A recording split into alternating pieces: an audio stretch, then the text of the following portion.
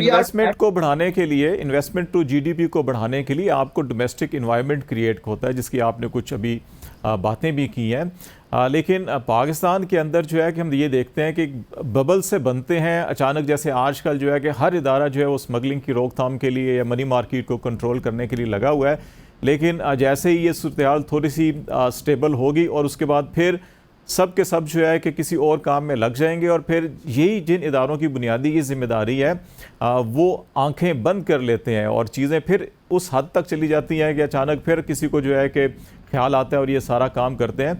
तो इस वक्त भी जो ये सारी सिचुएशन डेवलप हो रही है, फॉर टाइम बीइंग तो हमें कुछ अच्छी चीज़ें नज़र आ रही हैं, लेकिन क्या समझते हैं कि इसी तरह से इसको सस्टेनेबल किया जा सकता है या इसके साथ साथ पैरेलल हमें कुछ और भी करना होगा?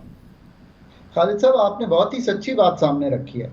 जब प्रेसिपिटेट हो जाती हैं चीज़ें, हम बॉइलिंग टेम्परेचर पे ले जाते हैं, और एक ओपन मार्केट और उसमें ग्रे मार्केट, एक इनफॉर्मल मार्केट, जब ये सब कुछ क्रिएट हो जाता है पाकिस्तान में, तो हम तब मॉनिटरिंग शुरू करते हैं चीज़ों की। हम तब कंप्लायंस के इश्यूज को सीरियसली लेते हैं, हम तब क्रैक डाउन करते हैं, हम तब कहते हैं कि ये जो हवाला और हुंडी है इसको हमें रोकना है। स्मगलिंग ऑफ द अजनास हो या स्मगलिंग अंडर ये जो डॉलर की हो रही है, जो डॉलराइजेशन हो रही है, रोकनी है। ये आपकी बात दुरुस्त है, पर चलें हम इसको इस तरह लेते हैं कि एक अथॉरिटीज़ ने अच्छा कदम लिया, आर्मी चीफ ने अपना प्लेज दिखाया कि मैं ये काम करना चाहता हूँ। मैं इस वक्त इस चीज़ का कायल हूँ कि सबको एक डायरेक्शन में पुल करना है और सबको पुल भी करना है, जो आप बात कर रहे हैं, और सबको पुल कंसिस्टेंटली अब करना है। अब स्मगलिंग को रोकिए, ईरान के बॉर्डर से तेल आ रहा है उसको रोकिए। 200 अरब रुपए का एक एस्टिमेट है कि हमें टैक्स में नुकसान हो रहा है उस तेल के आने से। आपके रुपए की कदर इतनी बढ़ती है, तो ये सब कुछ ओपन और ग्रे मार्केट में हो रहा है। सो इसके साथ साथ इसको अब सस्टेन किस तरह करना है, दो तरीके हैं। एक तो ऑब्वियसली जो अथॉरिटीज़ हैं उनको अपना काम करना है, और लॉ इन्फोर्समेंट एजेंसीज़ को यू पे देम वेल, मैं हमेशा कहता हूँ, और उनकी कारकर्दगी को मॉनिटर करें। और I think the authorities are doing it both at the caretaker level and specially at the army level. So I hope they continue. But इसके साथ साथ स्ट्रक्चरल मसाइल मुल्क के हल किए बगैर हम आगे नहीं जा सकते। अब आप चाहते हैं कि तकवीयत मिले उन इकदाम को जो एडमिनिस्ट्रेटिवली लिए जा रहे हैं। एक तो हमने तय कर लिया कि एडमिनिस्ट्रेटिव जो चीज़ें थी वो ज़रूरी हो गई थी, बिकॉज ये ग्रे मार्केट्स वगैरह जो हैं ये फॉर्मल सेक्टर में तो है ही नहीं है। जब वो फॉर्मल सेक्टर में है ही नहीं है तो उनको फॉर्मली लॉज एंड रेगुलेशंस के तहत हम तय नहीं कर सकते थे।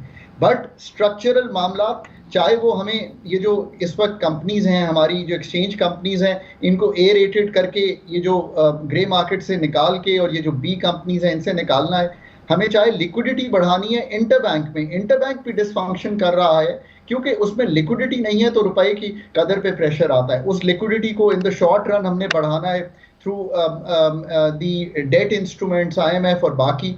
हमारी एक्सपोर्ट जो है हमें उन्हें बढ़ाना है। मैं अभी फिगर देख रहा था कि हमारी जो रेमिटेंस है खालिद साहब, अभी 15 मिनट पहले फिगर रिलीज हुआ है, वो 2.1 अरब डॉलर से भी नीचे चली गई है, अगस्त में भी और जुलाई में भी।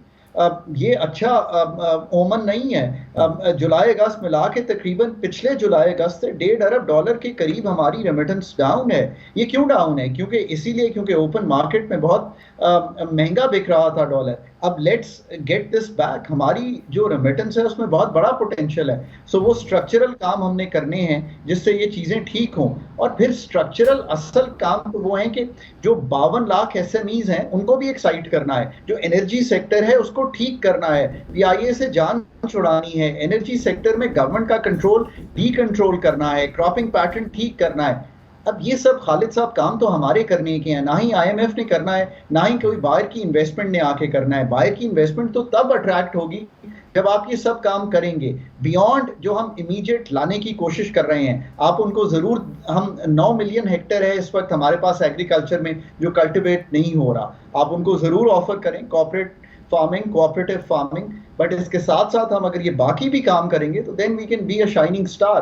Then after 5 years I can come and talk to you and say कि यार ये काम हमने किए और हम कलीदी तौर पे अपने मसाइल को ओवरकम करने में भी कामयाब हुए। डॉक्टर साहब, एक चीज़ जो बड़ी किसी भी फील्ड के अंदर एक मतवाजी जो रेगुलेटर होता है, ना तो आपके हाथ में डंडा हर वक्त हो कि आप सर फोड़ते फिरें किसी का, ना ये होता है कि आप बिल्कुल मार्केट को इतना लूज छोड़ दें कि उसके अंदर जितने भी नेगेटिव एलिमेंट्स हैं वो बड़े उसके ऊपर उसको पूरा हावी हो जाएं उसके ऊपर।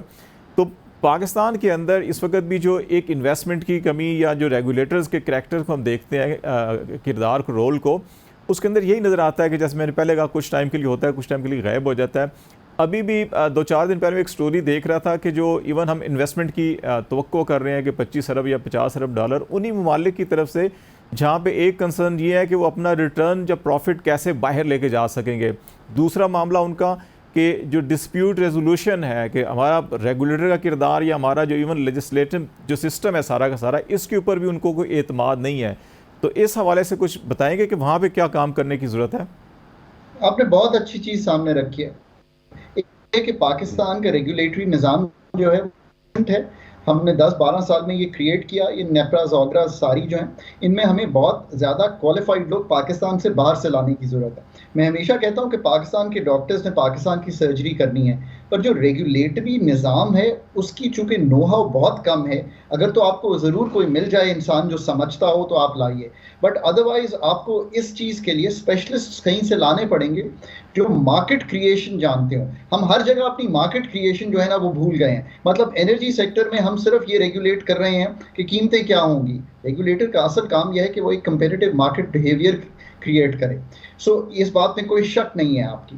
दूसरी बात आपकी इसमें भी कोई शक नहीं है कि हम उन ममालिक के पास जब जाएंगे तो वो ये कहेंगे कि हम ये डॉलर्स वापस भी लेकर जाना चाहते हैं। हम कोशिश ये कर रहे हैं अब कि वो जब पाकिस्तान में इन्वेस्ट करें, वो जितने भी इन्वेस्टमेंट हो उसका जो रिटर्न है वो तो ज़रूर लेकर जाएं, पर हम इतनी एक्सपोर्ट क्रिएट कर सकें। इसीलिए मैंने अपनी गुफ्तगू का आगाज़ CPEC 2 which is industry to create exports.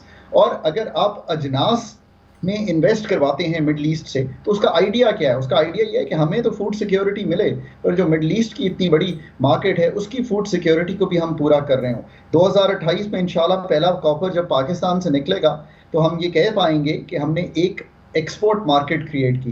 Baric gold ने पाकिस्तान में इन्वेस्टमेंट ज़रूर की, बट वो पाकिस्तान से जब लेके जाएंगे तो हम भी इंशाल्लाह 1 से 2 अरब डॉलर की कॉपर की एक्सपोर्ट कर रहे होंगे 2028 में। इसकी मुझे बहुत कभी उम्मीद है। इसके साथ साथ बहुत से और एरियाज ऐसे एग्जिस्ट करते हैं। तो आपसे मैंने जितनी गुफ्तगू की है वो ये की है कि पाकिस्तान की इंफ्रास्ट्रक्चर नीड्स जो है वो हमने पूरी की है। हमने पाकिस्तान का एक एक्सपोर्ट सेक्टर क्रिएट करना है जो पाकिस्तान के लिए डॉलर कमाए और उस इंफ्रास्ट्रक्चर को यूज़ करे जो पाकिस्तान ने ऑलरेडी क्रिएटेड है। 41,000 से ऊपर मेगावाट की जो इस वक्त लगी हुई है पाकिस्तान में नेम प्लेट कैपेसिटी, उसको यूज़ किया जा सके।